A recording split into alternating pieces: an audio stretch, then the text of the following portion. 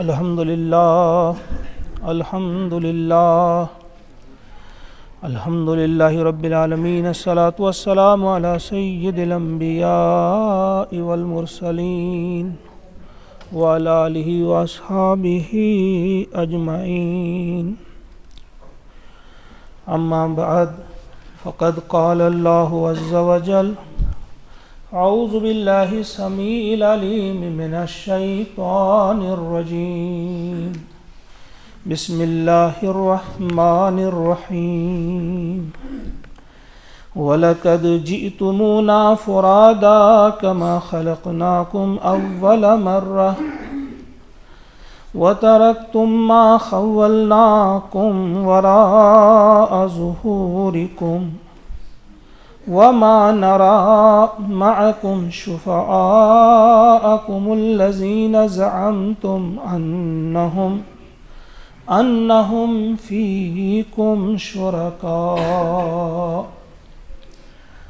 لَقَد تَّقَطَّعَ بَيْنَكُمْ وَضَلَّ عَنكُم مَّا كُنتُمْ تَزْعُمُونَ آمنت باللہ صدق اللہ العظیم، رب اشرح لی صدری ویسر لی امری واحلل عقدۃ من لسانی یفقہوا قولی، رب زدنی علما، ربنا زدنا علما وحلما وفہما وَأَلْحِقْنَا بِالصَّالِحِينَ، رَبَّنَا تَقَبَّلْ مِنَّا إِنَّكَ أَنْتَ السَّمِيعُ الْعَلِيمُ۔ معزز و محترم حاضرین، السلام علیکم ورحمۃ اللہ وبرکاتہ۔ آج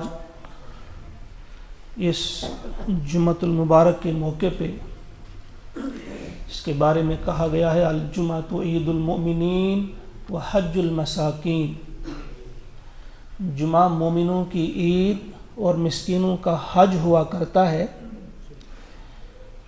جبکہ ماہ مبارک کا پھر جمعہ ہو اس کی فضیلت اور دو چند ہو جاتی ہے۔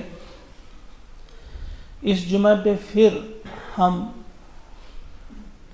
ایک موت، ہم ایک اپنے ہی گھر کے فرد، اپنے ہی گاؤں کی ایک بزرگ خاتون مرحومہ حمیدہ بیگم کو یاد کر رہے ہیں، جو ابھی 2-3 دن پہلے اللہ کو پیاری ہو گئیں، اور جاتے ہوئے ہمیں یاد دلا گئیں کہ تمہارا یہ اصل ٹھکانہ نہیں، اصل ٹھکانہ کوئی اور ہے، اس کے لیے تیاری کرو۔ اللہ سے دعا ہے کہ اللہ تعالیٰ اسے کروٹ کروٹ جنت نصیب کرے، اس کی تمام خطاؤں کو اللہ تبارک و تعالیٰ معاف کرے اور جنت الفردوس میں اسے جگہ دے۔ پچھلے جمعہ پہ چند باتیں جو آپ کے سامنے رکھی تھی آپ کے ذہن میں ہوں گی، اسی موضوع کو ہم آج آگے پھر بڑھائیں گے۔ یاد ہوگا میں نے کہا تھا کہ کوئی بھی عبادت حضرت علی رضی اللہ تعالیٰ عنہ کا وہ قول میں نے کوٹ کیا تھا، انہوں نے فرمایا ہے: المتعبد بلا فقہ کالحمار فی الطاحون، کہ بغیر سوچے سمجھے عبادت کرنے والے کی مثال ایسی ہے جیسے وہ چکی چلانے والا کوئی گدھا ہو، جسے ہم اپنی کشمیری بولی میں کہتے ہیں کوہل داند، کوہل پکناؤنج، جسے یہ معلوم نہ ہو کہ میں یہ عبادت کیوں کر رہا ہوں، نماز ادا کر رہا ہوں تو کیوں، روزہ رکھتا ہوں تو کیوں، جسے اس کی کوئی سمجھ نہ آتی۔ تو پھر ہم نے کہا تھا کہ روزوں کا ایک مقصد ہے، اس کے لیے ہم یہ روزہ رکھتے ہیں، یا کوئی بھی عبادت ہے اس کا ایک مقصد ہوتا ہے۔ تو روزوں کا مقصد ہم نے بیان کیا تھا، لعلکم تتقون، جو قرآن کہتا ہے اللہ کا فرما بردار بننا، اللہ کی نافرمانی سے بچنے والا بننا، یہ اس کا خاص مقصد ہے۔ کیسے ایک انسان اللہ کی نافرمانی سے بچے، اس کے لیے ہم اس جگہ پہنچے تھے کہ اس کے لیے 4 ہتھیاروں کا ہونا لازم ہے۔ ایک انسان کے پاس جب 4 ہتھیار ہوں گے، وہ اپنے نفس کو کمزور کر سکتا ہے، اور جب جا کر وہ اللہ تبارک و تعالی کی فرمانبرداری کرنے والا اور اس کی نافرمانی سے بچنے والا بن سکتا ہے۔ اور وہ 4 چیزیں، وہ 4 ہتھیار کیا تھے؟ خنجر خاموشی و شمشیر جو، نیزہ تنہائی و ترک ہجوم، 4 چیزیں۔ ایک تو خاموشی کا خنجر آپ کے ساتھ ہو، آپ بہت کم بولنے والے ہوں، آپ زبان کو سوچ سمجھ کر استعمال کرنے والے، ایک تو خنجر خاموشی۔ دوسرا شمشیر جو، بھوک کی تلوار، یعنی آپ کم کھاتے ہوں، بھوکا رہتے ہوں، روزہ رکھنے والے ہوں آپ، شمشیر جو۔ نیزہ تنہائی، تنہائی کا نیزہ آپ کے ہاتھ میں ہو، اعتکاف کے ذریعے ایک ایسی عادت اپنے اندر ڈالنا کہ آپ تنہا رہ کر اللہ سے ملاقات کرنے والے بنیں، 1 to 1 ملاقات جس کو آپ کہتے ہیں۔ یہ تیسری چیز۔ اور چوتھی چیز وہ ترک حجور، نیند کا ترک کرنا، کم سے کم سونا۔ یہ 4 چیزیں جس کے پاس نہ ہوں، تو حضرت خواجہ فرید الدین عطار رحمۃ اللہ علیہ انہی کا یہ فرمانا ہے، کہا جس کے پاس یہ 4 چیزیں نہ ہوں، ہر کرا نبوت مرتب این صلاح نفس او ہرگز نمی یابد فلاح۔ جس کے پاس یہ 4 ہتھیار نہ ہوں، وہ کبھی بھی اپنے نفس پر کامیابی حاصل نہیں کر سکتا، اس کی روح کامیاب نہیں ہوگی، اس کا نفس کامیاب ہوگا۔ اس کی روح کمزور ہوگی، اس کا نفس طاقتور ہو جائے گا۔ لیکن جس کے پاس یہ 4 ہتھیار ہوں، اس کا نفس کمزور ہوگا، اس کی روح طاقتور ہو جائے گی۔ اور یہی فلسفہ ہے اس روزے کا۔ آپ دن کو بھوک پیاس برداشت کرتے، اپنے نفس کو کمزور کرنے کی کوشش کرتے ہیں، رات کو قرآن سن کر اپنی روح کو مضبوط کرنے کی کوشش کرتے ہیں، اس کو طاقت دینے کی کوشش کرتے ہیں۔ اب یہ تو ہم نے سنا کہ یہ 4 ہتھیار ہمارے پاس ہوں، لیکن یہ ہتھیار کیسے آئیں؟ صرف کہنے سے تو یہ نہیں آئیں گے، چاہت سے تو نہیں آئیں گے۔ ہم چاہیں گے لیکن خالی چاہت سے یہ نہیں بنیں گے۔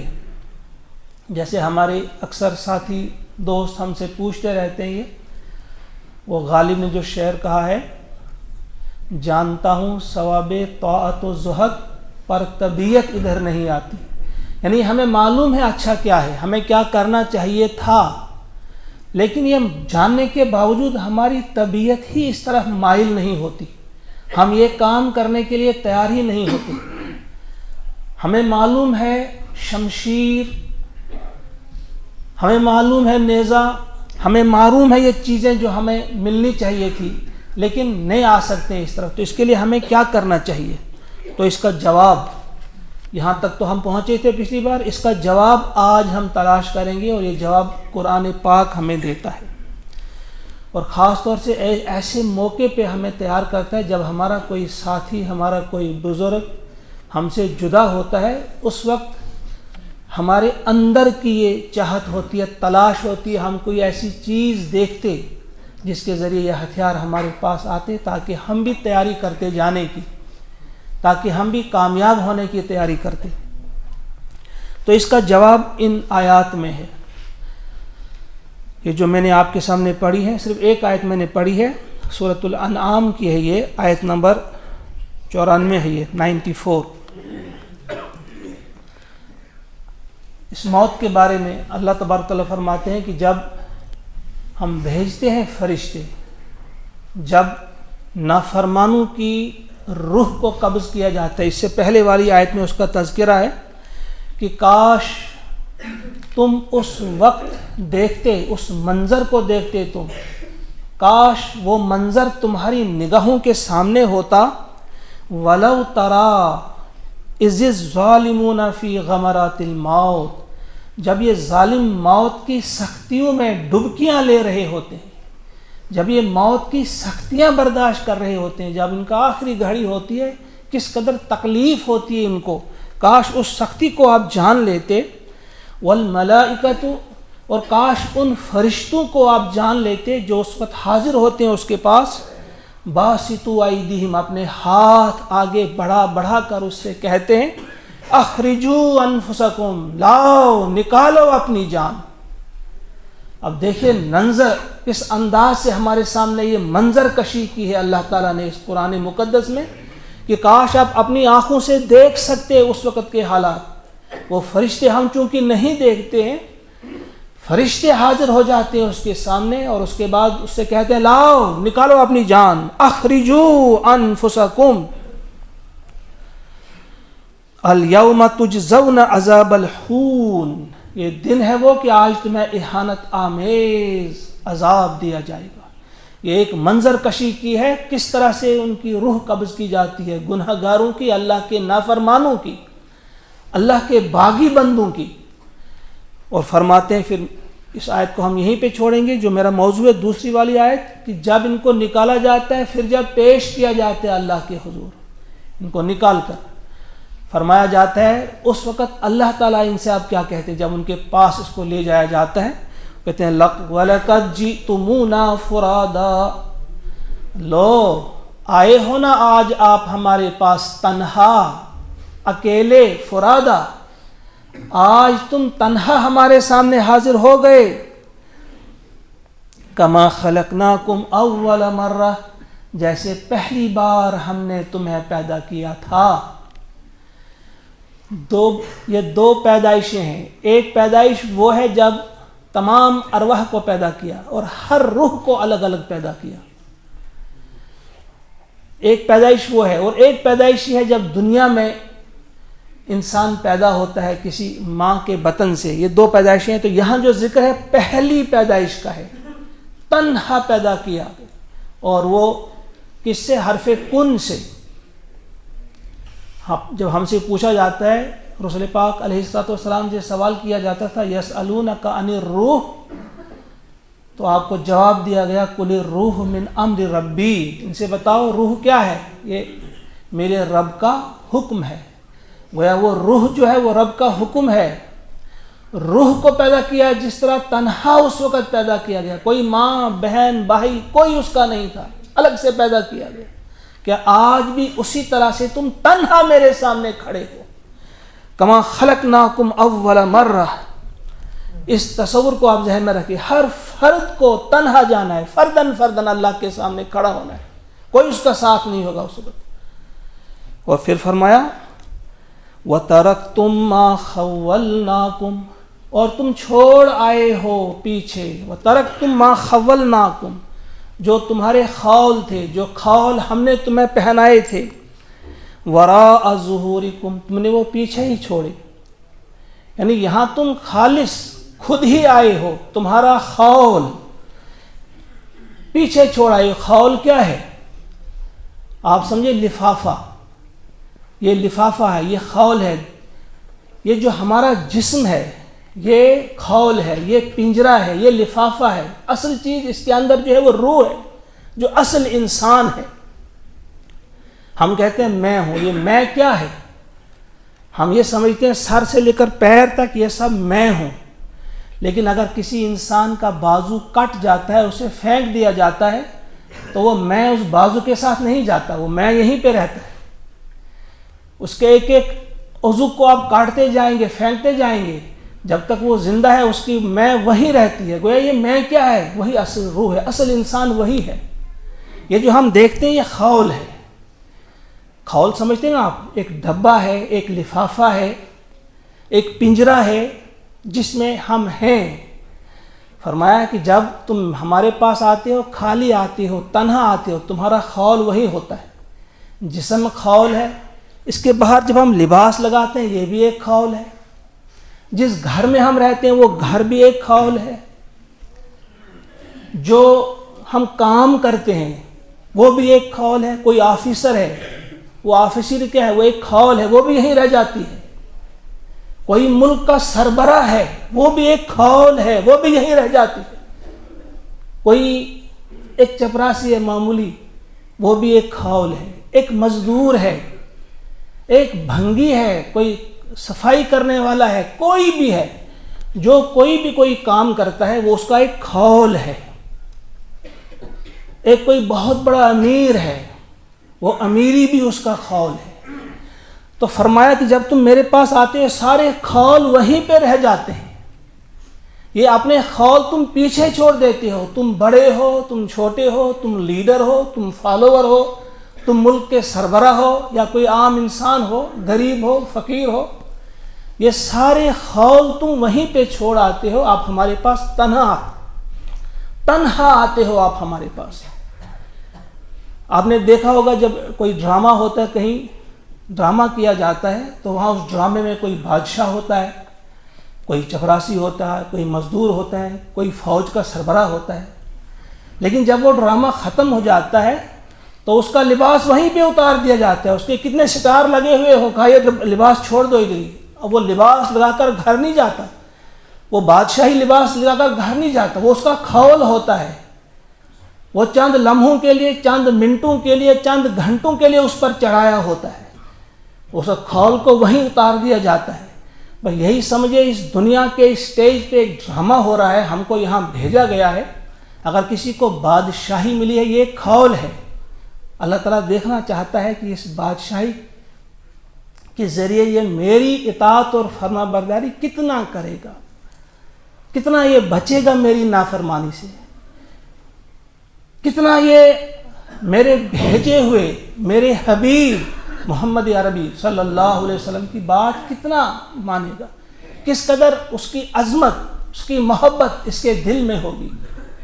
یہ چیزیں ہمارے سامنے رکھی گئی ہیں، اس کے بعد ہم کو جب لے جایا جائے گا تو یہ ہمارے خول اتار دیے جائیں گے، ڈرامہ ختم ہوگا، کہا بتاؤ اب کیا کیا، کس نے کتنا اچھا کام کیا، اس کو اسی حساب سے ملے گا، اسی حساب سے۔ اگر کسی کو یہاں اقتدار دیا تھا اللہ تعالیٰ نے، اس میں یہ آزمائش تھی کہ یہ کیا کرے گا۔ اگر کسی کو غریبی عطا کی تھی، آزمائش کے لیے، امیری عطا کی تھی، آزمائش کے لیے، کسی کو بڑی زبردست طاقت دی تھی اللہ تعالیٰ نے، وہ طاقت بھی ایک خول تھا، وہ بھی یہیں رہ جاتا ہے۔ کس لیے دی تھی طاقت؟ تاکہ میں دیکھوں اس طاقت کے ذریعے یہ مظلوموں کی مدد کرے گا یا وہاں پہ اپنی ہی دھاک بٹھانے کی کوشش کرے گا، اس کے ذریعے کسی کا حق مارے گا، کسی کی عزت پہ حملہ کرے گا۔ دیکھتا ہوں میں یہ اس طاقت سے کیا کرے گا۔ گویا ساری چیزیں جو ہیں یہ خول ہے، اور اصل انسان جب جائے گا اسے ایک ایک چیز کا وہاں پہ حساب دینا ہوگا۔ تو فرمایا کہ ہم نے تمہارے وہ خول اتار دیے، آج تم ہمارے سامنے تنہا آئے۔ پھر اللہ تعالیٰ فرمائیں گے، کیونکہ یہاں بہت سارے لوگ، ہم کیا کرتے ہیں، ہمیں مختلف سہارے ہوتے ہیں، نہیں ہم اگر ہم سے خطائیں ہوں گی بھی تو فلاں ہماری سفارش کرے گا، پھر یہ آئے گا کام، وہ آئے گا۔ اللہ تعالیٰ فرماتے ہیں وَمَا نَرَى مَعَكُمْ شُفَعَاءَكُمْ، ہمیں نظر نہیں آتے وہ تمہارے سفارشی کہاں ہیں، جن پر تم نے تقیہ کیا تھا، جن کا تمہیں بھروسہ تھا کہ ہم وہاں بچائیں گے، یہ وہ کہاں ہیں۔ وَمَا نَرَى، اور ہم نہیں دیکھتے، مَعَكُمْ تمہارے ساتھ، شُفَعَاءَكُمْ تمہارے سفارشی، ہمیں نظر نہیں آ رہے، کہاں ہیں بھائی وہ، الَّذِينَ زَعَمْتُمْ جن کے بارے میں تمہیں گمان تھا، انہم فیکم شرکاء ان کے ساتھ تمہاری کوئی شراکت تھی، ان کے ساتھ تمہاری کوئی سوداگری تھی، ان کے ساتھ تم نے کچھ لین دین کیا تھا، تم ان کی خدمت کرتے تھے، تم ان کے پاؤں چومتے تھے، تم انہیں نظریں اور نیازیں دیتے تھے اور توقع رکھتے تھے کہ یہ ہمارے یہاں مددگار ہیں، کہاں ہیں بھائی وہ۔ لَقَدْ تَقَطَّعَ بَيْنَكُمْ، آج سارے رابطے تمہارے ان کے ساتھ جو تھے وہ کٹ گئے، یہاں کوئی کسی کے ساتھ کوئی کنیکشن نہیں، کوئی رابطہ نہیں، کوئی ٹیلی فون نہیں، کوئی موبائل نہیں، کوئی وائرلیس نہیں۔ لَقَدْ تَقَطَّعَ بَيْنَكُمْ وَضَلَّ عَنْكُمْ، اور وہ بھی تم سے گم ہو گئے، ڈھونڈو گے بھی وہ نہیں ملیں گی، انہیں اپنی فکر ہوگی۔ وَضَلَّ عَنْكُمْ مَا كُنْتُمْ تَزْعُمُونَ، وہ سب جن کے بارے میں تمہیں مختلف گمان تھی۔ ایک تصویر ہمارے سامنے آتی ہے اس گھڑی کی جب ہم تنہا ہوں گے اپنے رب کے سامنے، کوئی ساتھ نہیں ہوگا. ہم اپنے بچوں کے لیے، اپنے بھائیوں کے لیے، اپنے بیٹوں کے لیے، بچیوں کے لیے، سب کے لیے یہاں کیا کچھ نہیں کرتے، اس توقع کے ساتھ کہ شاید یہ بھی کل ہمارے کام آئیں گے. ایسی محبت ہوتی ہے کہ پتہ نہیں اگر ہماری جان بھی چلی جائے ان کے تو ہم لگا لیتے ہیں. لیکن ایسی محبت تو جائز تھی چلو یہاں تک، لیکن ہم اس حد تک جاتے ہیں اگر ہمارا ایمان بھی چلا جائے، ہماری آخرت بھی بگڑ جائے، لیکن ہم ان کے لیے سب کچھ کر لیں گے. یہ کون سی عقل مندی ہے؟ وہاں اللہ تعالیٰ بتائیں گے اچھا بتاؤ اب تم ہو اور میں ہوں، بتاؤ کیا کر کے آئے ہو. اس موقع پہ میں بڑے ادب کے ساتھ اور بڑی محبت کے ساتھ کہوں گا کہ ہمیں بہت زیادہ وہ گھڑی یاد رکھنے کی بڑی ضرورت ہے. موت کی گھڑی اور اللہ تعالیٰ کے سامنے حاضر ہونے والی جو گھڑی ہے، اس کو جب ہم یاد رکھیں گے انشاءاللہ العزیز وہاں پھر ہمارے لیے کوئی پریشانی نہیں ہوگی. وہاں پھر کوئی، اور یہ بار بار اپنے ذہن کو بتانا ہے کہ یہ موت جو ہے یہ سب سے بڑی حقیقت ہے. سب سے بڑی حقیقت یہی ہے، یہ موت ہے. اللہ کے سامنے آپ کو حاضر ہونا ہی ہونا ہے. لہذا جب حاضر ہونا ہے تو پھر اللہ سے ہم پوچھیں گے کہ ہمیں کیا کرنا چاہیے، ہم کس طرح تیاری کریں. وہ میرا کوئی نہیں بتا سکتا، کوئی اپنا ہو غیر ہو، وہ بتائے گا اللہ تعالیٰ. وہ بتائیں گے نبی محترم صلی اللہ علیہ وسلم کہ آپ کو تیاری کیسے کرنی ہے. اور اس تیاری کے لیے یہ جو چیزیں بتائی گئیں جو پچھلی بار میں نے کہی تھی کہ یہ ہتھیار آپ اپنے پاس رکھو. کون سے ہتھیار رکھو؟ خاموشی کا ہتھیار. کون سا ہتھیار رکھو؟ بھوک کی وہ تلوار اور تنہائی کا نیزہ. ان چیزوں کے ذریعے آپ اللہ کے قریب جائیں گے. تنہا جا کر آپ پروردگار سے کہیں گے، گفتگو کریں گے. جیسے آپ دوست سے بات کرتے ہیں اس طرح سے آپ گفتگو کریں گے، اور آپ کے دل میں ایک یقین سا آ جائے گا کہ میرا مولا میری سنتا ہے. پھر جو اللہ تعالیٰ کہے گا وہ کرنے کی ہمت بھی ہمیں آئے گی. جو عبادت ہم کرتے ہیں نا، اس عبادت کے ذریعے صرف اتنا ہی نہیں پھر کہ ہماری آخرت سنور جائے گی، اتنا ہی نہیں کہ وہاں ہم پشیمان نہیں ہوں گے، وہاں ہم ذلیل و خوار نہیں ہوں گے، بلکہ دنیا میں بھی ہمیں اس کا فائدہ ملتا ہے. اب دیکھیے ایک مثال آپ کے سامنے رکھتا ہوں. ایک حدیث پاک ہے جس کا آج ہم روزوں میں بہت زیادہ دھیان رکھتے ہیں اور رکھنا پڑتا ہے، نہیں تو ہمارا روزہ ہی ٹوٹ جاتا ہے. کہ ہماری آنکھیں جو ہیں وہ کسی غیر محرم کو نہ دیکھیں، بد نگاہی نہ ہو، یعنی غلط انداز سے، غلط نیت کے ساتھ کسی عورت، کسی لڑکی کی طرف دیکھا نہ جائے. یہ بھی ایک عبادت ہے. روزہ اگر محفوظ رکھنا ہے تو اس کے ذریعے بھی رکھنا ہے. اب دیکھیے پیارے نبی علیہ الصلوۃ والسلام کیا فرماتے ہیں کہ اگر یہ عبادت آپ کریں گے، آخرت میں تو آپ کو اس کا بڑا ملے گا ہی، لیکن دنیا میں بھی دیکھو آپ کو اس کا کیا صلہ ملے گا، صلہ ملے گا. فرماتے ہیں النظر سہم من سہام الابلیس. حضور فرماتے ہیں کہ سنو، یہ جو نظر ہے نا، یہ جو نظر ہے، یہ نظر ہے ابلیس کے تیروں میں سے ایک زہریلا تیر ہے. یہ جب نگاہ اٹھاتے ہیں کسی عورت کی طرف، کسی چہرے کی طرف، کہا یہ ابلیس کے تیروں میں سے زہر آلود تیر جو ہوتے ہیں، انتہائی زہریلا تیر ہے یہ. فمن ترکھا، مگر سنو، جو اس کو ترک کرے گا، یعنی جو اپنی نظر بچائے گا، جو اس کی طرف، اس چہرے کی طرف، اس لڑکی، اس عورت کی طرف نہیں دیکھے گا، اس کو ترک کرے گا. مگر کیوں کرے گا ترک؟ خوفا من اللہ، اللہ کے خوف سے. تو اللہ تعالیٰ کیا کریں گے عطا اسے؟ آتاہ ایمانا، اللہ تعالیٰ ان کو اس قسم کا ایمان عطا کرے گا، اس قدر مضبوطی ایمان میں دے گا، یجد حلاوتہ، کہ اس کی حلاوت، اس کی مٹھاس، اس کی لذت وہ محسوس کرے گا، فی قلبہ، اپنے دل میں. یعنی آخرت میں تو اس کا اجر ملے گا ہی، لیکن دنیا میں بھی آپ کو اس کی لذت محسوس ہوگی، اس کی مٹھاس محسوس ہوگی۔ مٹھاس، لذت، یعنی جس طرح یہاں آپ جب پھل کھاتے ہیں، فروٹ کھاتے ہیں، ہر پھل کی اپنی لذت ہے۔ آپ سیب کھائیں گے، اس کی اپنی لذت ہے، انار کھائیں گے، کیلا کھائیں گے، انگور کھائیں گے، جو پھل بھی آپ کھائیں گے ہر پھل کی الگ الگ لذت ہے۔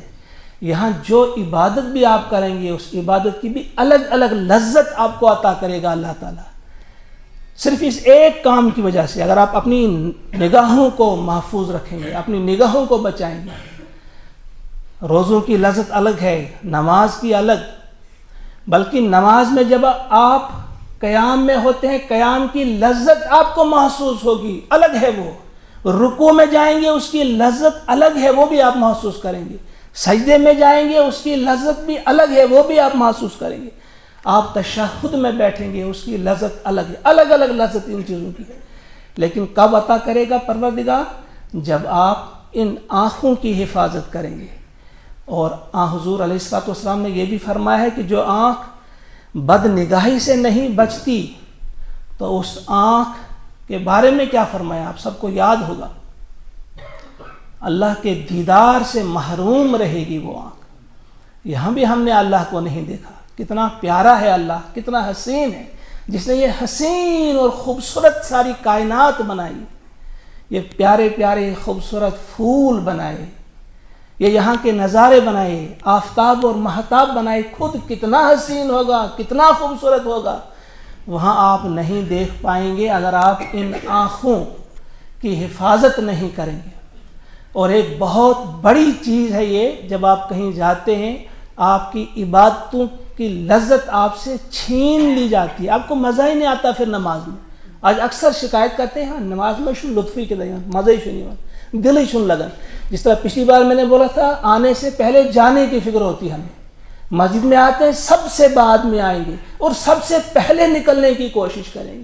وہ لذت کیوں نہیں آتی کہ ہم نے ان آنکھوں کی حفاظت نہیں کی ہے، ہم نے بد نگاہی سے اپنی آنکھوں کو نہیں بچایا ہے۔ کوئی لذت نہیں آئے گی عبادت میں، آپ اپنی آنکھوں کو بچائیں۔ یہ ایک میں نے مثال آپ کے سامنے دی ایک عبادت کی، یہ بہت بڑی عبادت ہے۔ اس کے علاوہ بھی جب اپنے کانوں کو بچائیں گے غلط سننے سے، جب آپ اپنی زبان کو بچائیں گے غلط بولنے سے، جب آپ اپنے ہاتھوں کو بچائیں گے غلط کام کرنے سے، ہر ایک کے اندر ایک لذت آپ محسوس کریں گے۔ اور پھر اپنے اس پروردگار کا دیدار، کتنا بڑا انعام ہوگا وہ۔ بہت کئی بار میں نے کہا ہے کہ یہ دو بڑے انعام جو آپ کو ملنے والے ہیں ان کے لیے آپ کو دعا بھی کرنی چاہیے اور کوشش بھی کرنی چاہیے۔ ایک اللہ کا دیدار اور نبی اکرم صلی اللہ علیہ وسلم کا جوار، ان کا پڑوس آپ کو وہاں ملی جنت میں، تو کیا مزہ ہے جنت میں۔ پھر تو اس کے لیے کیا کرنا ہوگا؟ یہ جو میں نے پچھلی بار کہا تھا کہ وہ 4 ہتھیار آپ کے پاس ہوں۔ وہ 4 ہتھیار کیسے آ سکتے ہیں آپ کے پاس؟ کہ موت کی یاد۔ اسی لیے حضرت علی رضی اللہ تعالیٰ عنہ اکثر جایا کرتے تھے قبرستان میں اور وہاں مردوں سے خطاب کرتے تھے۔ ایک خطاب وہ اکثر میں آپ کے سامنے رکھتا ہوں، پھر یاد کیجئے کہ مردوں سے ایک بار آپ نے خطاب کیا، یا اہل الدیار، اے قبروں والو، اموالکم قسمت، تمہارے مال تقسیم کر لیے گئے، وَدَيَارُكُمْ سُكِّنَتْ، وہ گھر جو تم نے بڑے شوق سے بڑے بڑے گھر بنائے تھے وہاں آج اور ہی لوگ بستے ہیں، تم آج یہاں ہو قبروں میں۔ دَيَارُكُمْ سُكِّنَتْ وَأَمْوَالُكُمْ قُسِّمَتْ وَأَزْوَاجُكُمْ زُوِّجَتْ، اور تم نے جو پیچھے چھوڑے تھے اپنے جوڑے، اپنی بیویاں یا اپنے شوہر، انہوں نے دوسری شادیاں کر لی ہیں۔ وَأَوْلَادُكُمْ حُرِّمَتْ، اور تمہاری اولاد جو ہے وہ تمہیں بھول گئی ہے، آہستہ آہستہ بھول جاتی ہے، 2 4 10 دن 40 دن 50 دن یاد رہتے ہیں، پھر بھول جاتے ہیں، اپنے اپنے دھندے میں لگ جاتے ہیں۔ تو حضرت علی ان سے کہتے تھے اور اصل میں اپنے آپ کو سمجھاتے ہیں، ساری چیزیں یہی پہ رہ جاتی ہیں۔ یہ سارے وہ خول ہیں جو ابھی میں کہہ رہا تھا کہ وہ خول چھوڑ کر آپ آتے ہو، آپ تنہا ہمارے سامنے آتے ہو، یہ سب چیزیں یہی رہتی ہیں، آپ جاتے ہو اللہ کے پاس۔ پھر اللہ کی محبت اور اللہ کی ہر بات پر دھیان اور ہر حکم کی فرما برداری کے لیے آپ تیار ہو جاتے ہیں. آپ پھر اپنی نفس سے نہیں پوچھتے، اللہ سے پوچھتے ہیں. کتنے لوگ جو ہیں وہ اپنی نفس سے پوچھ کر عبادت کرتے ہیں. مثلا حج کے معاملے میں اکثر حضرت عبداللہ بن مبارک رحمۃ اللہ علیہ حج کے لیے جا رہے ہیں، راستے میں ایک لڑکی کو دیکھا، وہ کچھ اٹھا رہی تھی نالی سے. آپ گئے، آپ کے ساتھی گئے، معلوم کیا کیا کر رہی ہے، تو دیکھا ایک مردہ چڑیا اٹھائی ہے. وہ جا رہی ہے، بھائی کس لیے جا رہی ہو، یہ کیا ہے؟ اس کے گھر تک گئی کہ میں بھوکی ہوں، میرا بھائی بھی بھوکا ہے. کہا آپ کو معلوم نہیں یہ حرام؟ کہا معلوم تو ہے، لیکن اضطراری حالت میں جب مر رہا کوئی تو اس وقت حلال ہو جاتی ہے.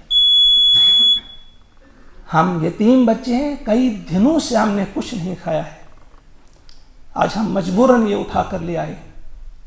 حضرت عبداللہ بن مبارک اس کی یہ حالت دیکھ کر اپنے اس خادم سے کہتے ہیں دیکھو ہمارے پاس کتنا سرمایہ ہے، اتنا رکھ لو کہ ہم واپس گھر جا سکیں. باقی سب جو تو اس کا پاس تھا اس کو دے دیا. حج پہ جا رہے تھے، راستے ہی سے واپس آئے، ساری دولت ان کو دے دی جو ساتھ تھی. کہا جاؤ آپ. یہ ترجیحات ہوتی ہیں، ایسے موقع آتے ہیں کہ آپ کو حج بھی ترک کرنا پڑتا ہے، واپس آنا پڑتا ہے. ایک شخص نفلی حج کرنے کے لیے جا رہے تھے، اجازت لینے جاتے ہیں حضرت جنید بغدادی رحمۃ اللہ علیہ سے کہ میں جا رہا ہوں. وہ کہتے ہیں مجھے یاد آ رہا ہے آپ نے حج کیا تھا. کہا ہاں، آج نفلی حج کے لیے جا رہا ہوں. کہا میں آپ کو بتاؤں ایک ایسا کام کہ یہیں پہ آپ کا وہ حج ہو جائے گا. کہاں بتائیے؟ کہا یہ رقم آپ فلاں فلاں، کچھ یتیم تھے، کچھ بیوائیں تھیں جن کی جو زندگی بڑی مشکل سے گزر رہی تھی، ان میں یہ تقسیم کرو، یہ نفلی حج ہے. انہوں نے کہا نہیں صاحب اب ہم نے ارادہ کر لیا ہے. تو حضرت جنید بغدادی فرماتے ہیں کہ جنہوں نے اپنی مرضی سے مال جمع کیا ہوتا ہے وہ اپنی ہی مرضی سے اس کو خرچ بھی کرتے ہیں. جنہوں نے خدا کی مرضی کے مطابق مال جمع کیا ہو وہ خدا کی مرضی کے مطابق مال خرچ کرتے ہیں. کہا جاؤ. وہ نکل گئے وہاں سے. یہ ہم حج پہ حج، عمرے پہ عمرہ کر رہے ہیں، لیکن ہمارا پڑوسی، ہمارا رشتہ دار، ہمارا ساتھی جو ہے وہ نان شبینہ کے لیے، ایک روٹی کے لیے ترس رہا ہوتا ہے، دوائی کے لیے ترس رہا ہوتا ہے. تو پھر یہ آنکھیں کھل جاتی ہیں جب انسان اللہ کے ساتھ دو بدو گفتگو کرتا ہے، اللہ تعالیٰ کی محبت اس کے دل میں آ جاتی ہے اور اللہ کی رضا کے لیے وہ یہ سب کام کرتا ہے، اس اللہ کے لیے جو آپ سے بے حد محبت کرتا ہے، بہت پیار کرتا ہے، آپ کی بڑی بڑی خطاؤں کو معاف کرتا ہے. کتنے بڑے بڑے آپ نے بلنڈر کیے ہوں، بہت سارے واقعات ہیں. چونکہ وقت ہو چکا ہے، انشاءاللہ کسی وقت اس کو آگے بڑھائیں گے، کہیں گے آپ سے. لیکن یہ آپ یاد رکھیں کہ اللہ سے زیادہ آپ سے کوئی محبت کرنے والا نہیں. جب اللہ ہی ہم سے سب سے زیادہ محبت کرتا ہے اور جانا بھی ہے اللہ ہی کے پاس جہاں کوئی دوسرا ساتھ ہوگا ہی نہیں، تو پھر اللہ ہی سے زیادہ محبت کیوں نہ کی جائے اور اللہ ہی کی کیوں نہ مانی جائے، پھر اللہ ہی کا فرما بردار کیوں نہ بنا جائے، پھر تقوی اختیار کیوں نہ کیا جائے. اور اسی تقوی کے لیے تیاری ہے یہ رمضان. ورنہ اگر یہ آپ کے ذہن میں نہ ہو، بغیر سوچے سمجھے آپ بھوک سے مر رہے ہوں تو کوئی فائدہ نہیں. آپ کے پاس یہ ذہن میں ہونا چاہیے ویژن کلیئر کہ ہم اس لیے روزہ رکھتے ہیں کہ ہمارے اندر تقوی آ جائے، یہ طاقت آ جائے کہ ہم اللہ کی نافرمانی سے بچ جائیں. اللہ سے دعا ہے کہ ہم سب کو توفیق عطا فرمائے کہ ہم واقعی اپنا یہ مقصد، روزوں کا جو مقصد ہے اس کو سامنے رکھ کر روزہ رکھیں. یہ انتہائی غلط سوچ ہے جو کچھ لوگ سمجھتے ہیں کہ آج ہم خوب کمائیں گے، آج سنت کا ثواب فرض کے برابر، فرض کا ثواب اتنے فرض کے، ٹھیک ہے یہ ہے، اس میں کوئی شک نہیں. لیکن جو یہ سوچتے ہیں آج ہم ثوابوں کے انبار لگائیں گے تو پھر 11 مہینوں میں عیش کریں گے تو یہ ختم نہیں ہوں گے، ایسا نہیں ہے. ایک ہی نافرمانی آپ نے کی، سب ضائع جتنا بھی جمع کیا ہوگا. کیونکہ یہ تیاری ہے روزہ اللہ کی نافرمانی سے بچنے کے لیے. وہ نہیں ہے تو کتنے روزے آپ رکھیں، کتنے آپ صدقات اور خیرات کریں. اللہ سے دعا ہے کہ ہم سب کو وہ عقل سے کام لینے کی توفیق عطا فرمائے. ربنا تقبل منا انک انت السمیع العلیم. السلام علیکم ورحمۃ اللہ وبرکاتہ.